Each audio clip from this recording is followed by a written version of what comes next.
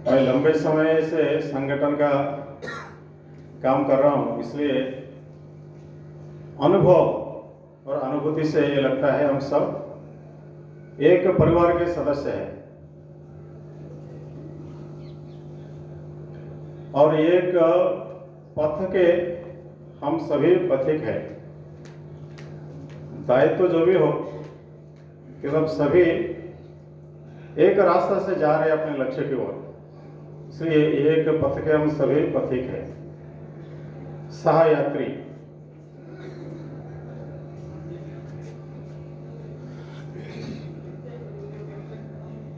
हम सभी को मिलकर के विद्या भारती काम को विशेष रूप से झारखंड प्रांत में अभी जहां पर हम खड़े हैं और आगे ले जाना है, यह हम सभी का जिम्मेदारी। ये प्रांतीय प्रधानाचार्य सम्मेलन है, वार्षिक कार्यक्रम, एक महत्वपूर्ण कार्यक्रम है। इसमें कई कालांश है, कई विषयों का चर्चा इसमें होता है। अभी इस कालांश में मुझे 2 विषय दिए हैं। विषय तो इससे कोई नया नहीं है, हम सभी जानते हैं और कर भी रहे हैं, इसलिए बहुत गहराई से इसका चर्चा करना आवश्यक नहीं है। केवल पॉइंट वाइज इसको एक बार पुनः स्मरण करना है, इतना ही काम है। ये पहले जो विषय दिया है सरस्वती शिशु मंदिर योजना के विशेषताएं क्या क्या है, ये विषय। दूसरा है विद्या भारती में संकुल रचना। 2 विषय है। तो प्रधानाचार्य बंधु भगियों से एक बात अभी जानना चाहता हूं। पहले आप में से 3 वर्ष से भी कम समय से प्रधानाचार्य है, ऐसे कौन कौन है? एक बार हाथ खड़ा कीजिए। प्रधानाचार्य बनकर 3 वर्ष में नहीं हुआ। प्राय 20 लोग हैं, अधिकांश तो पुराने हैं, अनुभवी है।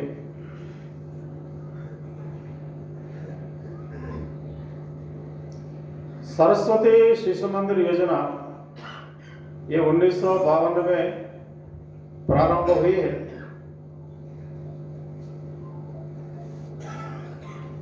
गोरखपुर में पहले एक विद्यालय प्रारंभ हुआ, किंतु योजना पूर्वक। तो उस समय भी जो प्रारंभ किए थे काम, नानाजी देशमुख, कृष्णचंद्र गांधी जी, भौरव जी देवरस इत्यादि अपने उस समय के संघ के वरिष्ठ कार्यकर्ता, उनके सामने ये स्पष्ट धारणा थी आगे जाकर ये गोरखपुर का विद्यालय इस प्रकार के देश में हजारों विद्यालय और प्रारंभ होंगे और शिक्षा क्षेत्र में एक प्रभावी भूमिका पालन करेंगे, यह स्पष्टता थी।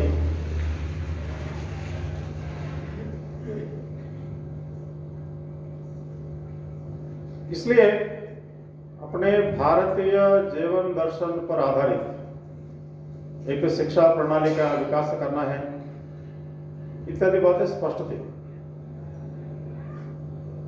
और एक विद्यालय से प्रारंभ जो हुआ, अभी देश में 13,000 से अधिक ये औपचारिक विद्यालय है और प्राय 12,000 संस्कार केंद्र या एकल विद्यालय।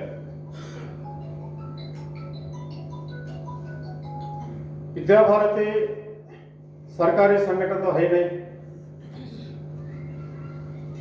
वैसे प्राइवेट संगठन भी नहीं है, प्राइवेट स्कूल भी नहीं है।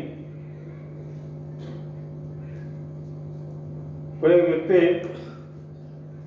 अपने पूंजी से एक विद्यालय भवन निर्माण किया, फिर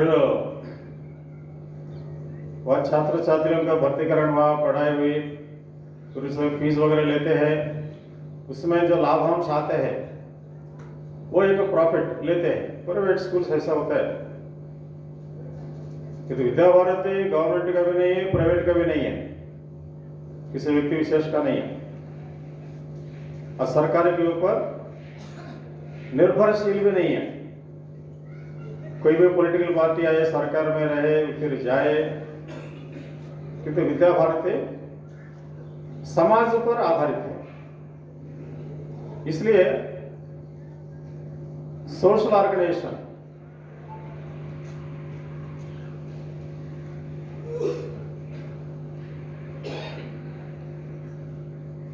संघ प्रेरणा से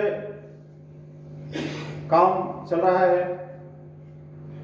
इसलिए कार्यकर्ताओं में आचार्य हो या प्रबंधन समिति के हो, जो भी, सबके मन में एक सेवा भाव रहता है। इसलिए विद्या भारती के संबंध में हम लोग कहने थे कि वाक्य में Vidya Bharati is an educational organisation working in social field, ऐसे कह सकते हैं। Service oriented education organisation in social field, सेवा भाव से कर रहे हैं। और सेवा भाव से कर रहे हैं मतलब सामने देखो महान लक्ष्य रहता है और उसका काम करते समय कुछ विशेषताएं भी रहते हैं, इसलिए तो करते हैं, नहीं तो कौन करेगा। कुछ तो विशेषताएं हैं, बड़ा लक्ष्य है सामने। लक्ष्य को तो जानते हैं हम लोग। देश में भारतीय जीवन दर्शन पर आधारित एक शिक्षा प्रणाली का विकास करना क्या आवश्यकता है। देश में तो प्रचलित शिक्षा पद्धति भारत की मिट्टी से जुड़ा नहीं है। मेघालय शिक्षा नीति ये तो यूरोप सेंटर्ड है, भारत की मिट्टी से उसका कुछ लेना देना नहीं है। इसलिए भारतीय जीवन दर्शन पर आधारित शिक्षा प्रणाली, ये विद्या भारती का ये लक्ष्य है, उसको आगे बढ़ाना। अभी अपने पास जितना समय उसमें से मैं थोड़ा आपके सामने 10 पॉइंट्स 10 पॉइंट्स के थोड़ा स्मरण कराता हूं। सबसे पहला है अपने विद्यालयों में हम जो शब्द प्रयोग करते हैं ये बड़ी विशेषता है।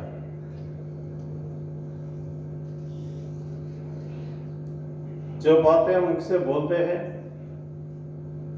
जो शब्द सुनते हैं, इनका प्रभाव साइकोलॉजिकली बहुत पड़ता है। अपने ऊपर भी पड़ता है, सामने वाले के ऊपर भी। विद्यालय प्रारंभ में तो जो शब्द प्रयोग किया, सरस्वती शिशु मंदिर, विद्या की अधिष्ठान देवी मां सरस्वती, उनका नाम से सरस्वती। शिशुओं का है मंदिर, मंदिर मतलब शब्द उच्चारण करते हैं, एक पवित्रता का भाव अपना मन में आता है। सरस्वती शिशु मंदिर, ये सरस्वती मंदिर ये शब्द बहुत महत्वपूर्ण है। जब हम देश को आगे ले जाना चाहते हैं बहुत महत्व रखता है। सरस्वती का नाम भी महत्व रखता है, मंदिर शब्द भी महत्व रखता है।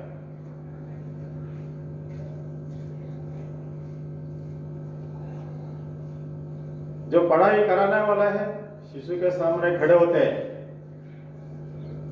आचार्य, अपने भाषण से नहीं अपने आचरण से शिशुओं को विद्या प्रदान करते हैं। भाषण से नहीं, आचरण से। भाषण तो राजनीतिक लोग तो अच्छे भाषण देते हैं, उनसे अच्छा भाषण कोई नहीं दे सकता दुनिया में, क्योंकि उनका प्रभाव लोगों के ऊपर नहीं पड़ता है। क्यों? आचरण में नहीं आते, झूठ बोलते रहते हैं लोग। किंतु अपने विद्यालय में ऐसा नहीं, आचरण से सिखाते। भैया बहन शब्द प्रयोग करते हम लोग घर में, अपने छोटे छोटे भैया बहन। एक आत्मीयता का भाव है वहां,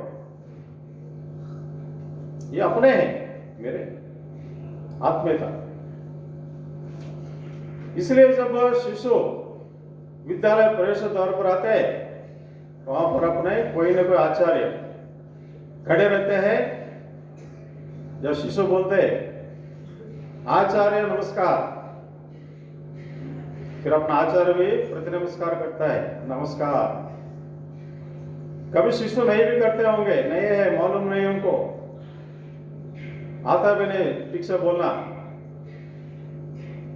आरूढ़ कक्षा में प्रवेश लिया है, स्वयं आचार्य आगे जाकर के भैया को या बहन को उद्देश्य करके बोलते हैं नमस्कार।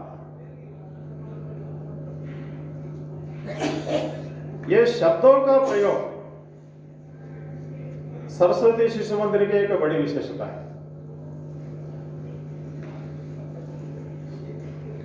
दूसरा है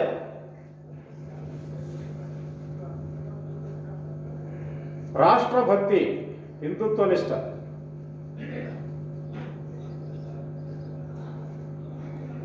इस देश के प्रति एक भक्तिभाव, हमारे जो पूर्वज ऋषि मुनि, उनके प्रति एक श्रद्धा का भाव है। ये मेरे पूर्वज ऋषि मुनि, उनके प्रति श्रद्धा का भाव है। अपने देश की इतिहास, इसको याद करने से गौरवबोध होता है। और इस मिट्टी को साधारण भाषा में तो मिट्टी है, किंतु अपने जो सोच है, ये मां है, भारत माता।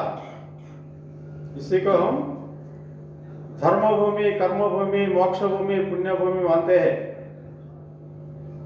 इसलिए माता शब्द से संबोधन करते हैं, भारत माता। ये मातृभूमि, यह शब्द दुनिया में और किसी देश में नहीं है। आप लोग देख लीजिए, ये मातृभूमि संबोधन ये केवल भारत की विशेषता है। और ये विद्या भारती ने प्रारंभ नहीं किए, अपने भारत में प्राचीन काल से विद्या भारती इसको और आगे बढ़ा रहा है, भविष्य प्रजन्म को इस संबंध में प्रशिक्षित कर।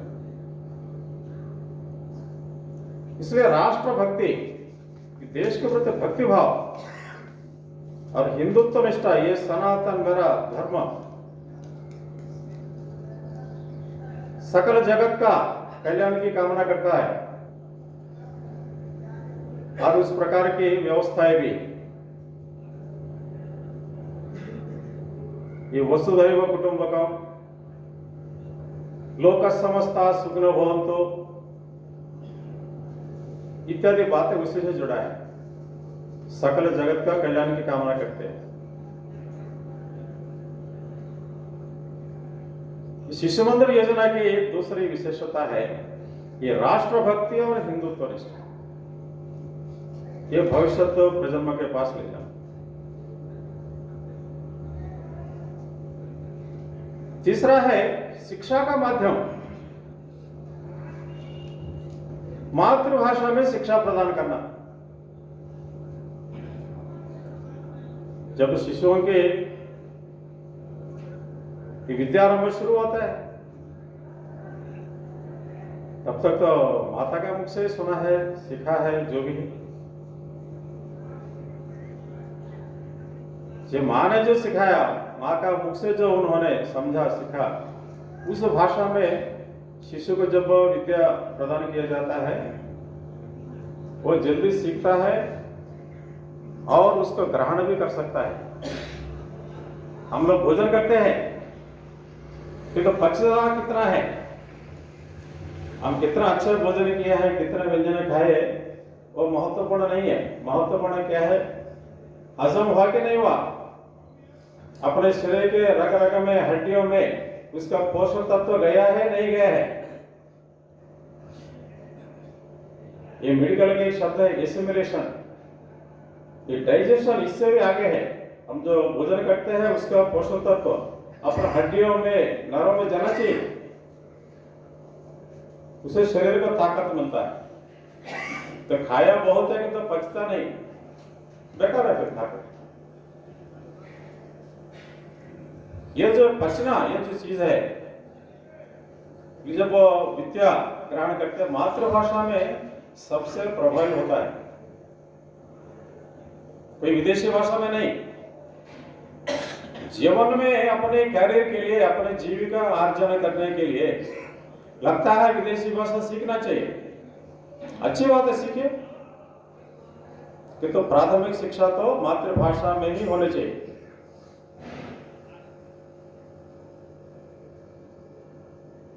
गणित हो, साइंस हो, जो भी विषय मातृभाषा में आसानी से ग्रहण कर सकता है। अभी देखते हैं ना समाज में करोड़ों भारतीय विद्यार्थियों का जो ताकत, समय, क्या बोले कि विदेशी भाषा को सीखने में जा रही है। विज्ञान सीखने के लिए, गणित सीखने के लिए नहीं है, भाषा को सीखने के लिए। बड़े दुर्भाग्य की बात है।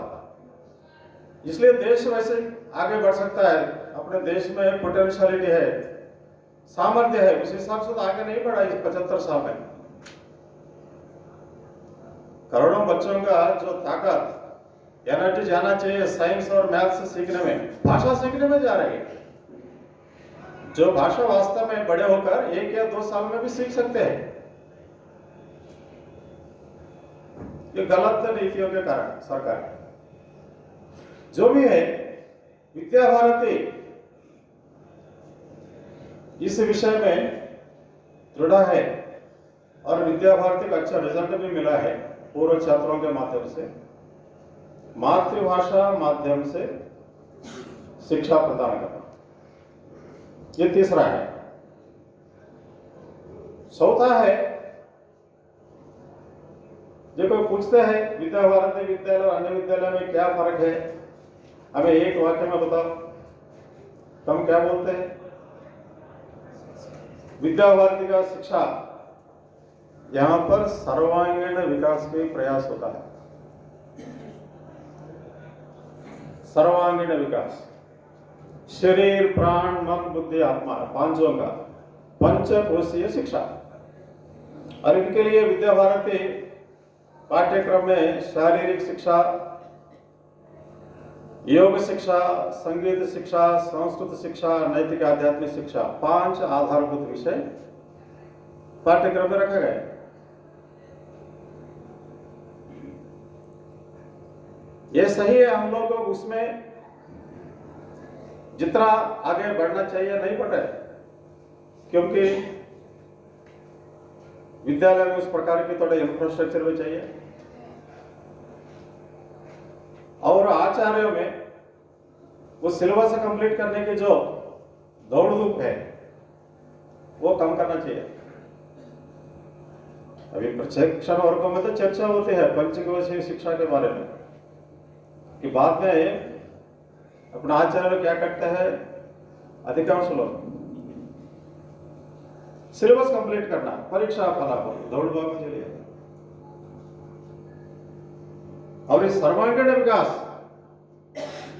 इसको ठीक से समझना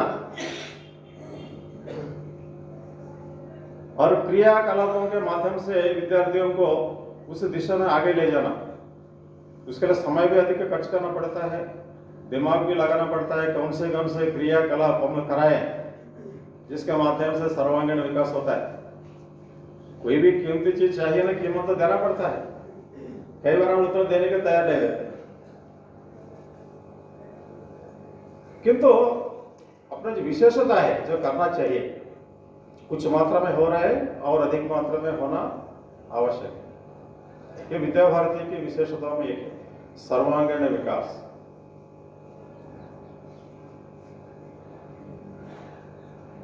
पांचवा है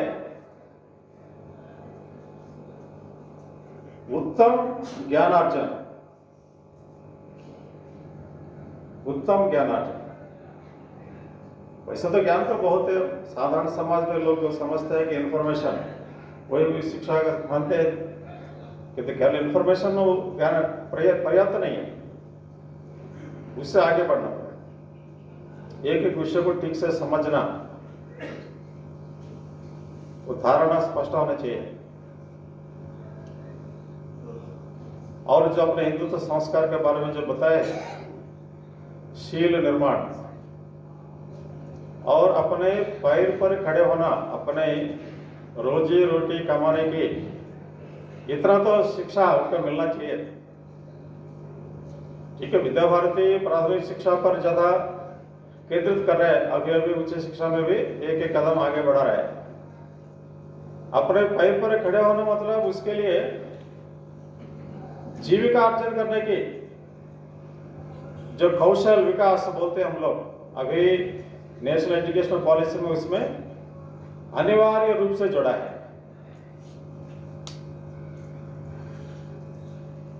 आत्मनिर्भरता,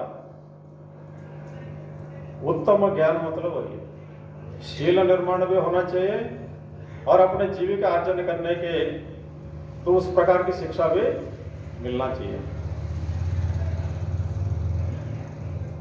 ये उत्तम ज्ञानार्जन, कौशल विकास। छठवां है जब विद्यार्थी अच्छी तरह से पढ़ा लिखे कि उनका प्रतिभा का विकास हुआ, जो चारों ओर समाज में कभी कभी वाह वाह होता है, परीक्षा में अच्छा रिजल्ट किया है, एक प्रतियोगिताओं में इनका बहुत कुछ इनका मिला यशस्विता, तब अहंकार बढ़ने की संभावना रहती है।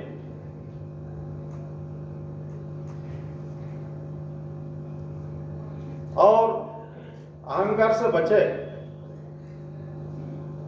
उसके लिए ये जो आत्मनिर्भर शिक्षा या प्रतिभा विकास के साथ साथ सद्गुणों का विकास करने की शिक्षा। और सद्गुणों को कैसे विकास करते थे?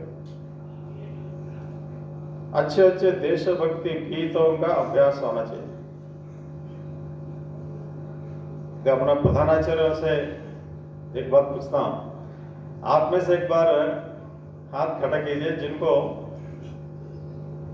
10 देशभक्ति गीत किसी भी भाषा का हो, हिंदी हो, संस्कृत का हो, कोई भी क्षेत्रीय भाषा का भी हो, कंठस्थ है, कभी भी हम गा सकते हैं, ऐसा जो सकेंगे हाथ खड़ा कीजिए। 10 देशभक्ति गीत कंठस्थ है। ठीक, 12-13 लोग हैं, सबका होना चाहिए। मैं 50-100 नहीं पूछ रहा, 10-12, क्योंकि उसका प्रभाव अपने ऊपर पड़ता है।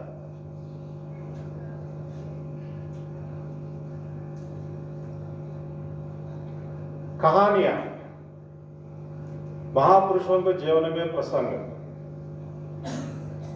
उसका भी बहुत प्रभाव होता है। मैं विद्यालय में पूछता हूं कभी, एक आत्मता स्तोत्रम है 33 श्लोक वाला, उसमें प्राय 150 नाम है। उसमें महापुरुषों का नाम आता है, संत महात्माओं का नाम आता है, वीर पुरुषों का नाम आता है, साइंटिस्ट लोगों का नाम आता है, माताओं का नाम आता है, बहुत है, प्राय 150। एक आत्मता स्तोत्र कंठस्थ है क्या?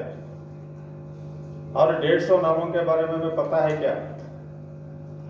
और अरुण कक्षा से लेकर के 10वीं तक अपने विद्यालय में जो पढ़े उनको मालूम है कि ये करना चाहिए। करने से ये मानकर चलिए कभी भी उस विद्यार्थी को अहंकार छू नहीं सकता। उनको याद रहता है मैं कौन हूं, आगे जाकर मुझे कहां जाना है, क्या करना है, वो याद रहता है। अगर नहीं होता फिर वो भटक जाने की संभावना रहती है। इसलिए ये गीत कहानियों के माध्यम से सद्गुणों का विकास करना।